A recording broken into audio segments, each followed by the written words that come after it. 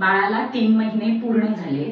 आता चौथा महिना लागला की त्याला हळूहळू वरचं अन्न द्यायला आपण सुरू करू शकतो।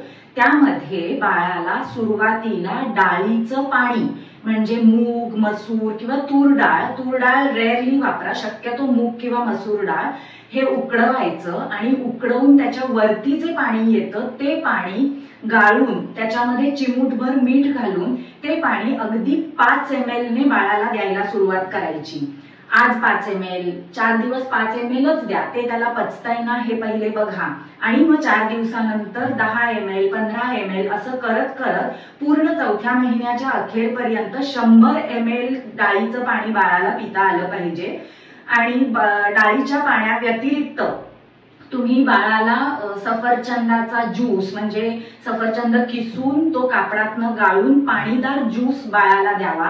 असंच संत्री, मोसंबी या फळांचा ज्यूस सुद्धा तुम्हाला बाळाला देता येईल।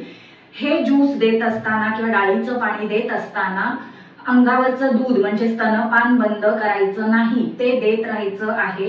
हे त्याचं जे वरचं अन्न आपण सुरू करतोय हे वाढलेल्या भुकेला मिटवण्याकरता आणि वाढलेल्या शरीराच्या गरजेकरता आपण हे वरचं अन्न सुरू करतोय।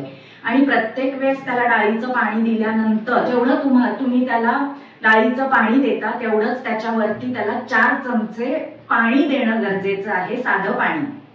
तसंच फळांचा ज्यूस दिल्यावरती पाणी देऊ नये।